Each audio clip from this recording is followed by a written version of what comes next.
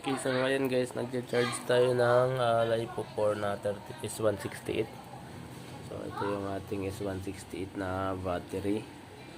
So ayan, naka-charge siya sa 3.34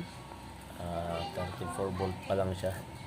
3.6 volt yung full charge niya, naka 2 ampere lang tayo. Ayan. So 8 ampere naman yung ating charger, 3.65 volt.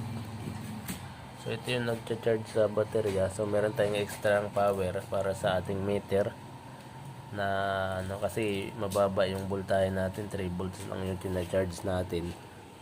Ayan, 3.2 volts. So hindi siya magpa-power on kapag wala siyang extra supply. So siya yung nagpa-power dito sa ating meter, guys. Ayan, ngayon yung ito namang isa ay ito naman yung dumaan dito sa connector, tapos pumasok dito